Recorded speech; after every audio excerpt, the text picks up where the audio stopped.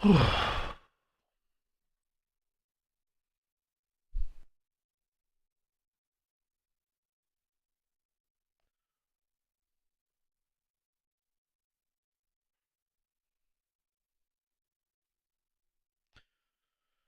guys, welcome back. We're just getting back into the Matthew 27. Just had some technical difficulties there, so I had to restart the stream. So, um, for those that click on the video, that's what's going on right now. Just wait for someone to come back in, and then we're going to be good to go. Alright. So,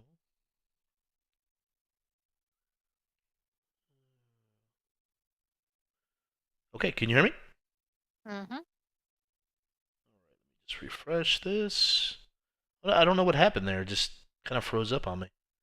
Okay, so this is the brutal part. This is the Judas hangs himself, right?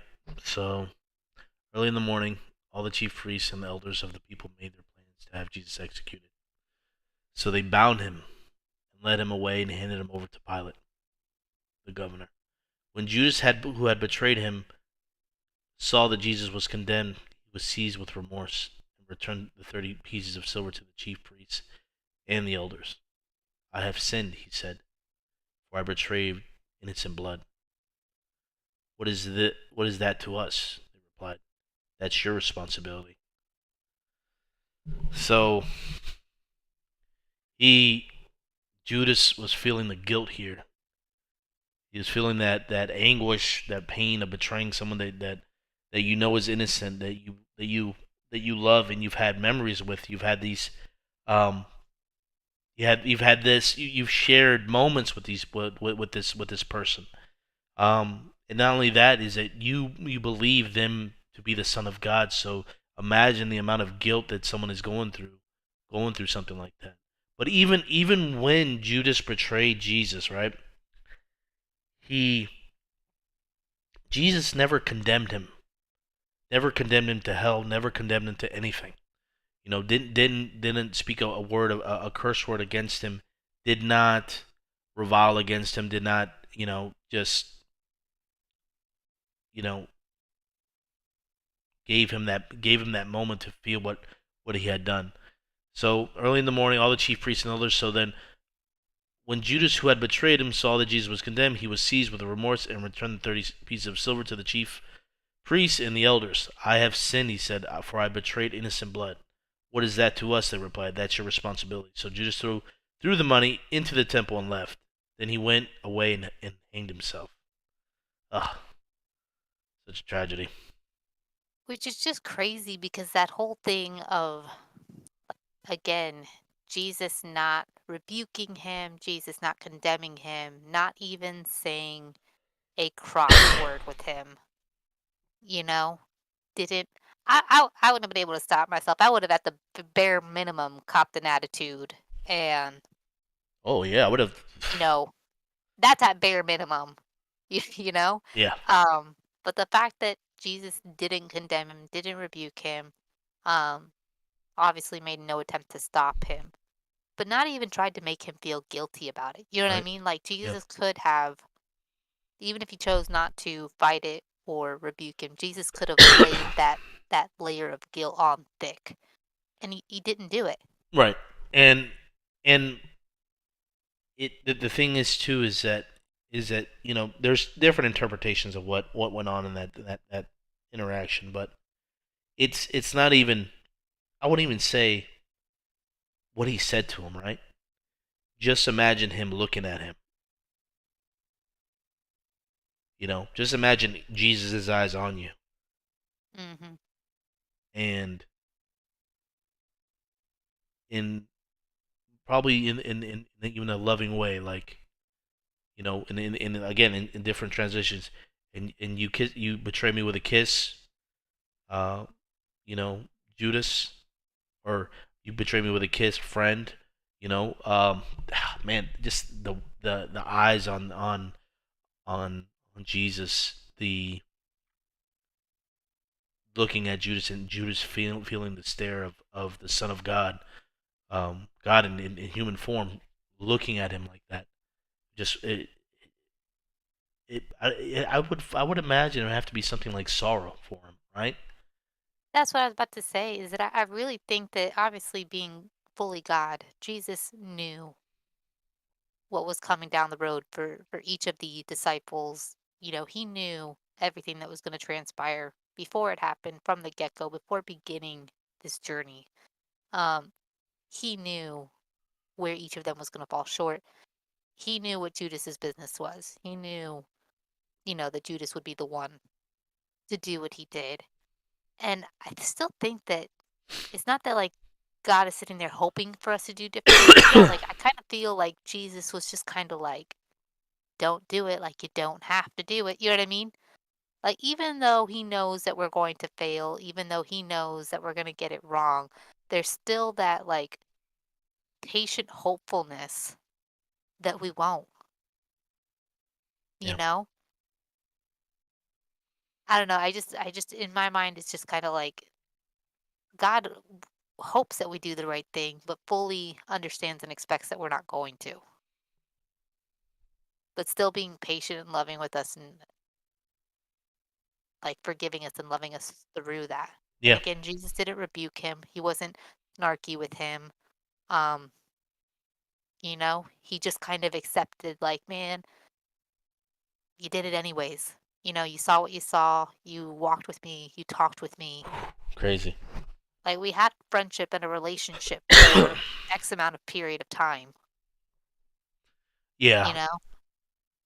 Jesus washed his feet the day before, Yeah. And you know?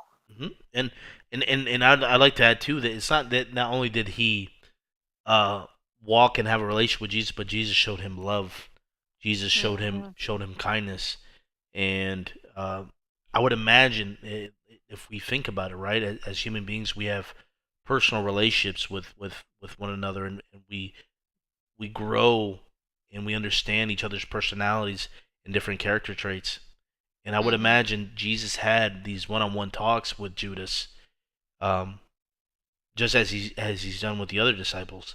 But maybe not so much in the scripture, like the personal stuff, but I just imagine having the Son of God answering your questions, uh, Real time. real time, and be able um to see his face, to see his face. We pray to the Father all the time, but the fact Mhm. is that Judas was someone that lived with Jesus and walked with Jesus and still found himself lost. So I just think that's crazy. Oh, it definitely is. But that just shows humanity um in its form. We are flawed. We play Judas every day. We betray Jesus every day when we go back to our sin. But then there is Jesus again with open arms, waiting for us to just to come to him. And in some cases, Jesus comes to us and picks us up off the dirt and keeps us moving. Because as Mhm. human beings, we are flawed. We are flawed, and as men throughout history, um, human beings have been awful to one another. Constant betrayals, wars, all kinds of stuff. But here's Jesus, you know, offering forgiveness and mercy. So it just crazy. If we break down that passage, it gets intense here. So Jesus before Pilate. Meanwhile, Jesus stood before the governor, and the governor asked him, "Are you the king of the Jews?" "You have said so," Jesus replied. When he was accused by the chief priests and the elders, he gave no answer. Then Pilate asked him, "Don't you hear the testimony they are bringing against you?" But Jesus made no reply, not even to a single charge, to the great amazement of the governor. Uh, Now, it was the governor's custom at the festival to release a prisoner chosen by the crowd. At that time, they had a well known prisoner whose name was Jesus and Barabbas. Barnabas. So when the crowd had gathered, Pilate asked them, "Which one do you want me to release to you?" Jesus, wait, Jesus, Barnabas. I didn't know his name was Jesus. Crazy. That's crazy, right? So Jesus, Barnabas, or Jesus, who is called the Messiah. Wow. So we have uh, what am I saying? Um, two opposites, right? Two complete Hmm. opposites. Okay. So the crowd gathered. Pilate asked him, "Which one do you want me to release?" She's Barnabas, or Jesus, who is called the Messiah, for he knew it was out of self-interest that they had handed Jesus over to him. Okay. While Pilate was sitting on the judge's seat, his wife sent him this message: "Don't have anything to do with that innocent man, for I have suffered a great deal today in a dream because of him." But the chief priests and elders persuaded the crowd to ask Barnabas and to have Jesus executed. "Which of the two do you want me to release to you?" asked the governor. "Barnabas," they answered. "What shall I do then with Jesus, who is called the Messiah?" Pilate asked. They all answered, "Crucify." Wow. So let's break that in. And this is something that this translation won't tell you here. But in different translations, I know the Evidence Study Bible does break it down. Um, Barnabas was a known murderer. He was a criminal.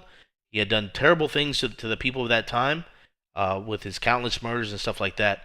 So the people chose Barnabas, the murderer, versus Jesus, the Messiah. Right? Hmm. So again, just showing the cruelty of humanity, the ignorance of humanity, and just breaking this down verse by verse. It really puts things in perspective. So they answer, "Crucify him." Why? What crime has he committed? Asked Pilate. But they shouted all the louder, "Crucify him." So these people were blood hungry. They They were weren't going to respond to anything. they already had made it up in their hearts, in their minds, that this is what needs to happen to this man. And they did not want to hear anything about it. They didn't want to say that what the charge was, right? Um, so just this is crazy. When Pilate saw that he was getting nowhere, but that instead of an uproar was starting, he took water and washed his hands in front of the crowd. I'm innocent of this man's blood," he said. "It is your responsibility." Hmm. Um. Okay.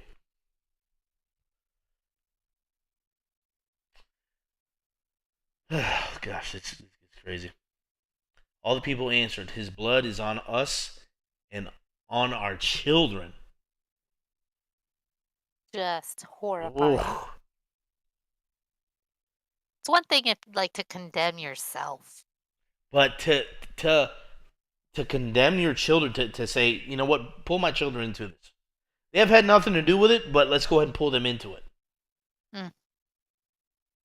You know? So Not only that, but barring the fact that you could possibly be wrong. I mean, even on things that I'm 100% certain of, I would still never tempt God by being like, "Oh, I swear on my kids." No. yeah. These remember, these were religious people. So they knew the laws of God. They knew the scriptures, right? They knew everything that what they were doing. In their hearts, they wouldn't allow the conviction to hit them. They knew what they were doing was wrong. Okay. Then he released Barnabas to them, but he had Jesus flogged and handed him over to be crucified. Um. So the flogging that Jesus had to go through, they hit him with a cat of nine tails. They hit him with rods and all kinds of different things that the Romans used to do back then for their torture. Considering that the Romans were best at killing people and best at torturing people, they were completely merciless with him. So, again, here we go. The soldiers mocked Jesus. Then the governor's soldiers took Jesus into the crematorium and gathered the whole company of soldiers around him. They stripped him and put a scarlet robe on him, and then twisted together a crown of thorns and set it on his head. They put a staff on his right hand. Then they knelt in front of him and mocked him. "Hail, King of the Jews," they said. They spit on him and took the staff and struck him on the head again and again. After they had mocked him, they took off the robe and put his own clothes on him. Then they led him away to crucify. So, okay, so the crucifixion of Jesus. As they were going out, they met a man from Cyrene, I think that's the name, named Simon, and they forced him to carry the cross. They came to a place called Golgotha, which means the place of the skull. There they offered Jesus wine to drink and mix the gall with gall, but after tasting it, he refused to drink it. When they had crucified him, they divided up his clothes by casting lots, and sitting down, they kept watch over him there. Above his head, they placed the written charge against him: "This is Jesus, the King of the Jews." Two rebels were crucified, one on his right and one on his left. Those who passed by hurled insults at him, shaking their heads and saying, "You who are going to destroy the temple and build it in 3 days, save yourself. Come down from the cross if you are the Son of God." In the same way the chief priests, the teachers of the law, and the elders mocked him. "He saved others," they said, "but he can't save himself. Man, he's the King of Israel. Let him come down now from the cross, and we will believe in him. He trusts in God. Let God rescue him now, if he wants him. For he said, 'I am the Son of God.'" In the same way the rebels who were crucified with him also heaped insults on him. Okay. So, again, everybody is mocking him. Oh, and there's actually something very beautiful I found about this coming up here, babe. I'm going to show you. So, in this section, everyone there is mocking him. The soldiers are mocking him. The Pharisees are mocking him. People in the crowds are mocking Jesus, and they're casting lots. They're making bets on his, with his clothing and his things, just completely reviling him. And they not only did they destroy his body, but they humiliated him in front of everybody. Okay. Not only that, to add, that cross that he carried, with the help of Simon, was 300 pounds, and they said that it was about a mile long to carry that cross. Keep in mind, he was beaten, he was whipped, he was all bloody. He was a bloody mess there. There's specific parts in Isaiah where it talks about that there was nothing beautiful about him. So this is He had it starved and whatnot on top of everything. I mean, not only was his body broken because of what they'd done, but right. they depleted him. I mean, he was still in a human body. Yeah, and there was no time for rest there. There was no time to recover. He took the beatings and just kept he kept going. At any time he could have stopped this. I just want to let people know that they come across this. At any time Jesus could have stopped it. He said himself he could have sent angels down to wipe out that entire area if he wanted to. But Hmm. he withstood that, and he did it for the love of humanity, for the love of people. Okay, for the love that he has for you and me, you know, Hmm. for everybody, which is it's just crazy. So then, the death of Jesus. From noon until 3 in the afternoon, darkness came over all the land. About 3 in the afternoon, Jesus cried out in a loud voice, "Elah, Elah, lema sabachthani," which means, my God, why have you forsaken me?" Okay, so let's hold right here, right? So the reason why Jesus said this specific verse, right? The specific verse, if we look, so let's remember Matthew, we're at Matthew verse 45, right? So let's go to Psalms. We're going to go to Psalms. Where is my books? Enlarge it again. When you restarted it, it got small again. Oh, hold on. What happened here? Okay. You got it there? See it? Do it one more time. Hold on. Let me pull up to Psalms There here. you go. No, it looks good like that. I think I went right by Psalms. Here we go. Psalms 22. So let's look at this. Oh, it's doing it again.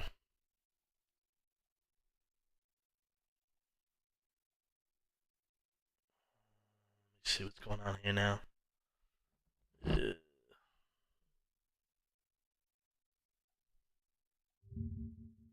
Gotta love technology.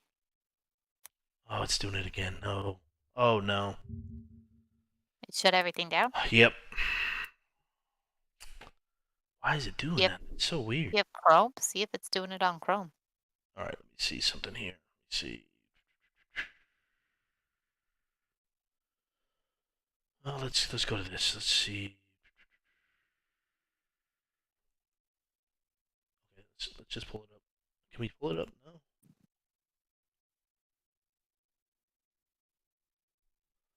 Nothing on Chrome. Nope. It's completely locked me out. I don't know why it does that. That's weird. X out of it and Oh boy. Oh, it just ended that too. ended what? Okay, so let's see. Let's keep it going. We got this. Oh yeah, no problem. Enemy ain't stopping us when we get into the meat. Yeah, we we ain't letting go now. Let's see if I can pull up something else. My computer just completely froze up on me. Come on now. Why are you doing this?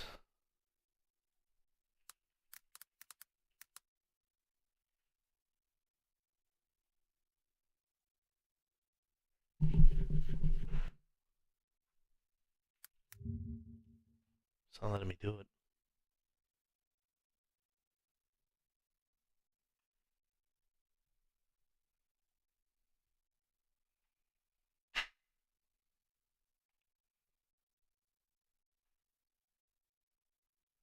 Okay.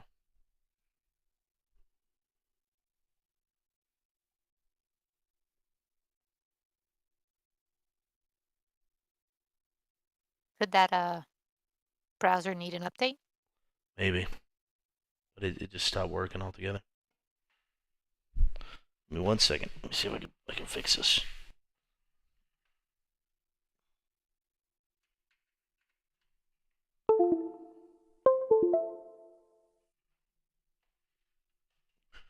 One second.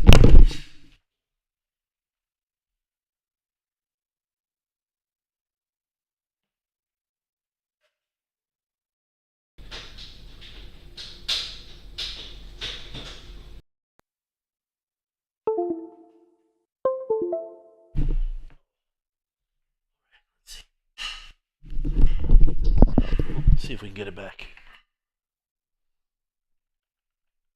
Oh, it won't let me. That's so weird. Okay. Um. Let's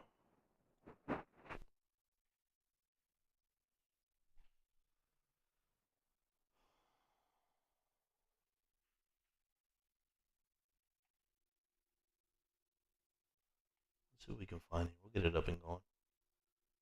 Mm-hmm.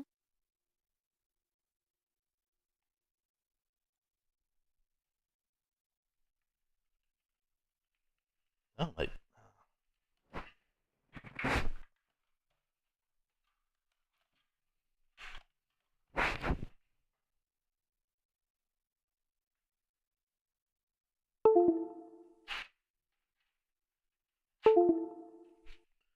Okay, let's try this now.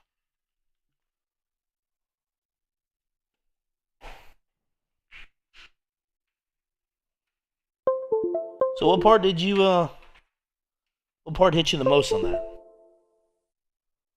I think it's just once again the idea that Judas, you know, ends up being exactly who Jesus knew he was going to be, which of course God is never wrong. And as our Father and Creator and the knower of all things to be known, um, it's gonna go down that way. But I still think that like God is just so hopeful that we won't be exactly who we are, Yeah. you know? And the fact that Judas was one of the disciples, like he wasn't just like part of the friend group or somebody that was a mutual because of somebody. Like he was one of the 12. Because again, Jesus knew more people than just the disciples. Jesus had a relationship with everybody. He had friends that were not part of the disciples. He had family. I mean, he had, people that he knew. And it wasn't like Judas was one of those outliers that just kind of, you know, snuck in one of the cracks there, fell through the cracks. He was one of the 12. Right.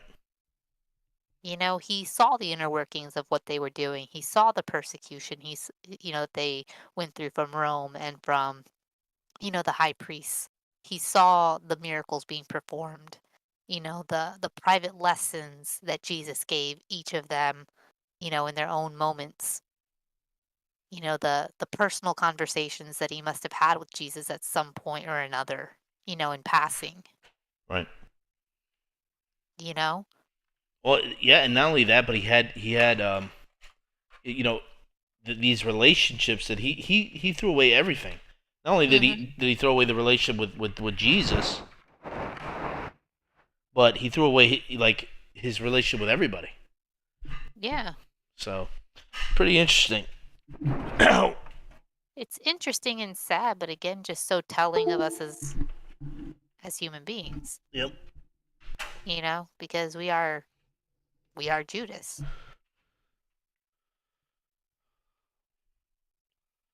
that's true though. It's very true. It's,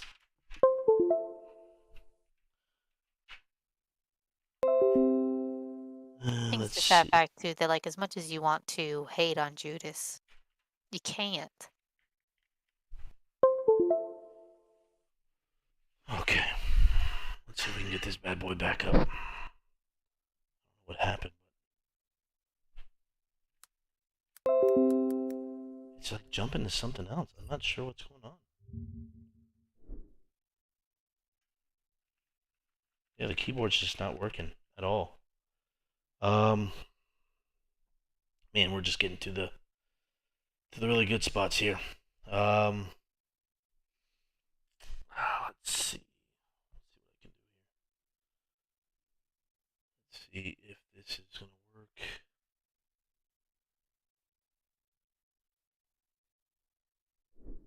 You know what? Let me try again. I'm gonna try to reboot this system, and we'll continue Mhm. on with the rest of the Bible, the Let's uh, do the it. rest of that story.